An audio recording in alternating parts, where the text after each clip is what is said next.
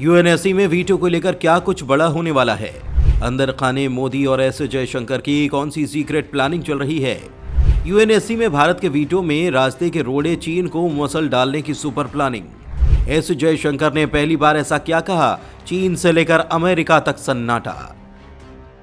दोस्तों, विश्व स्तर पर देखें तो भारत दो चीजों के लिए काफी संघर्ष करता आया है। पहला है एनएसजी यानी कि न्यूक्लियर सप्लायर ग्रुप में शामिल होना, और दूसरी अहम बात है यूएनएससी में भारत का स्थायी मेंबर बनना और साथ में वीटो पावर भी हासिल करना। लेकिन यूएनएससी में चीन भारत को एंट्री नहीं दिला रहा और अमेरिका मेंबर बनाने के लिए जरूरी समर्थन भी दे रहा है, तो अमेरिका नहीं चाहता कि भारत को यूएनएससी में वीटो पावर मिल पाए। यानी ले देकर अमेरिका भी चीन की तरह है, और भारत ये बात अच्छे से जानता है कि ना तो सीधे पैर से चीन मानने वाला है और ना ही बिना किसी ठोस कूटनीति के अमेरिका मानने वाला है। इसीलिए भारत यूएनएससी को वीटो पावर लेना चाहता है, तो सिर्फ प्लानिंग ही नहीं बल्कि चक्रव्यूह तैयार करना होगा। और आज वो खबर आई जिसने ये बता दिया कि वास्तव में इस असंभव काम को करने के लिए भारत ने वास्तव में अंदर ही अंदर पावरफुल प्लानिंग तैयार की है, और प्लान भी ऐसा जो कभी फेल न हो और 100% परिणाम देने वाला हो। जी हाँ, आपको इसी साल यानी कि 2024 में ही यूएनएससी में वीटो पावर और स्थायी सीट मिल जाएगी। ऐसे हम ये बात यूं ही नहीं कह रहे, बल्कि आपको प्रूफ के साथ बताएंगे कि वास्तव में इसके लिए एस जयशंकर और पीएम मोदी ने अंदर ही अंदर क्या काम कर डाला है, और इसका संकेत मिला है आज आई एक जबरदस्त खुशखबरी के साथ। तो दोस्तों, हम आपको बताएंगे, लेकिन उससे पहले आप इस वीडियो पर एक लाइक जरूर कर दीजिए और चैनल पर नए हैं तो चैनल को सब्सक्राइब भी जरूर कीजिए।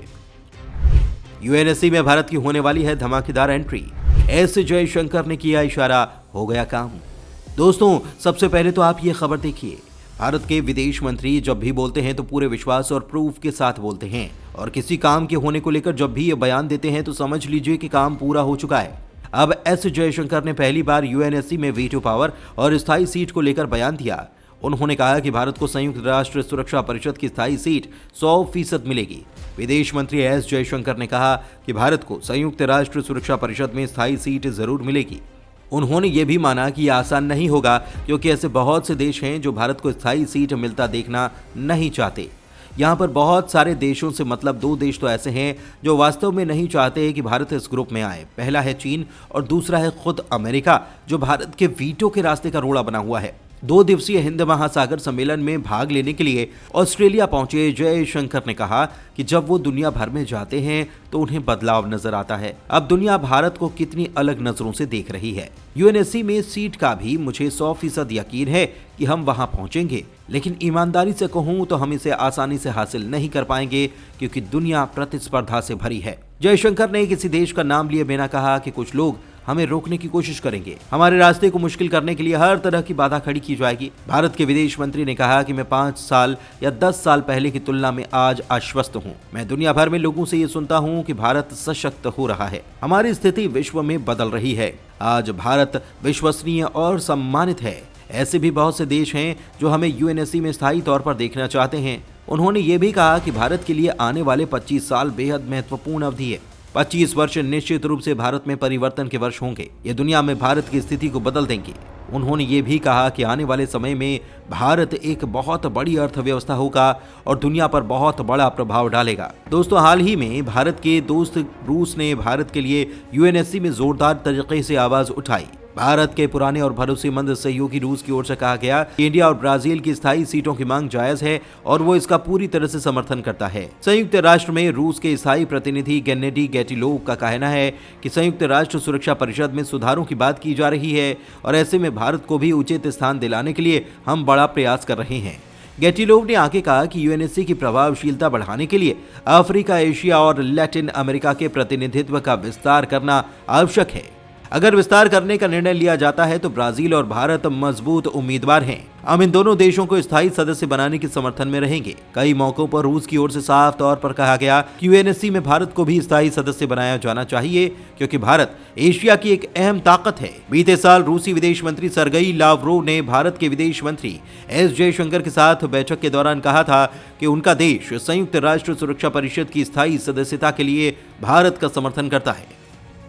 यूएनएससी में एंट्री नहीं तो ग्रुप को छोड़ देगा भारत। यूएनएससी को छोड़ो, L69 ग्रुप में शामिल हो जाएगा भारत। दोस्तों, भारत ने पहले ही यूएन को वार्निंग दे रखी है कि अगर समय रहते कुछ देश भारत को इस ग्रुप का मेंबर अगर नहीं बनने देंगे तो वो इस ग्रुप को हमेशा के लिए छोड़ देगा और फिर परिणाम जो होंगे वो खुद उसके जिम्मेदार होंगे। दोस्तों, दुनिया की सबसे ताकतवर संस्था यूएन की इकाई यूएनएससी में स्थायी सदस्यता लेने और वीटो पावर के लिए भारत कई सालों से मेहनत कर रहा है, क्योंकि यही वो संस्था है जिसमें शामिल होकर भारत ग्लोबली सबसे आगे निकल सकता है, जिसमें चीन जैसे देश कभी बाधा नहीं बन पाएंगे। लेकिन अब सीधे रास्ते से भारत को ना तो यूएनएससी में स्थायी सदस्यता दी गई और ना ही वीटो के लिए ही कुछ तय हुआ है। यहाँ तक कि अमेरिका, फ्रांस, ब्रिटेन और रूस जैसे देश लगातार भारत को सिर्फ सपोर्ट देते रहे और चीन विरोध करता रहा, जिससे भारत को कभी भी यूएन में स्थायी सदस्यता नहीं मिली। लेकिन अब ऐसा नहीं होने वाला। भारत ने यूएन में आर पार की जंग छेड़ दी है। भारत ने खुलेआम कह दिया है कि अगर भारत को वीटो नहीं दिया गया तो यूएनएससी में किसी के पास भी स्थायी सदस्यता या वीटो पावर नहीं रहेगा।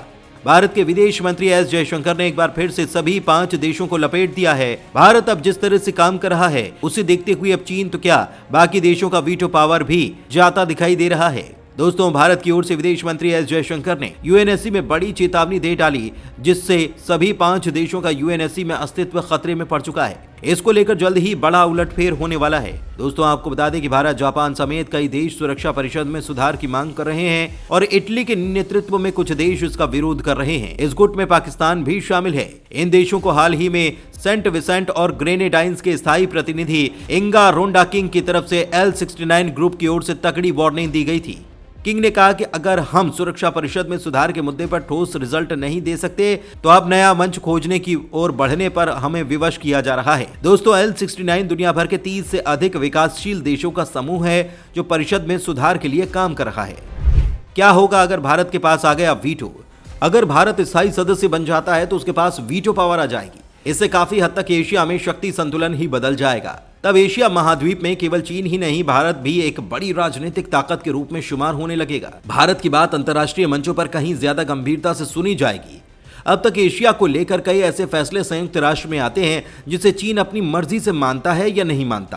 पाकिस्तान भी चीन की आड़ में अपने ऐसे खेल खेल रहा है जो दक्षिण एशिया के लिए खतरनाक बनते जा रहे हैं। भारत को स्थायी सदस्यता मिलने पर चीन ऐसा नहीं कर पाएगा। दरअसल दोस्तों, अगर सुरक्षा परिषद में कोई प्रस्ताव आता है और अगर कोई एक स्थायी सदस्य देश इससे सहमत नहीं है तो ये प्रस्ताव पास नहीं होगा या अमल में नहीं लाया जाएगा। दूसरे शब्दों में कहें तो किसी भी प्रस्ताव को अगर सुरक्षा परिषद में पास होना है तो उसके 5 स्थायी सदस्यों की सर्वसम्मति जरूरी है। कोई एक देश भी विरोध करते हुए इसके खिलाफ वोट करता है तो ये वीटो कहलाता है। संयुक्त राष्ट्र संघ सुरक्षा परिषद में इसके स्थायी सदस्य जैसे कि संयुक्त राष्ट्र अमेरिका, यूनाइटेड किंगडम, फ्रांस, रूस और चीन किसी प्रस्ताव को रोक सकते हैं या सीमित कर सकते हैं। धन्यवाद।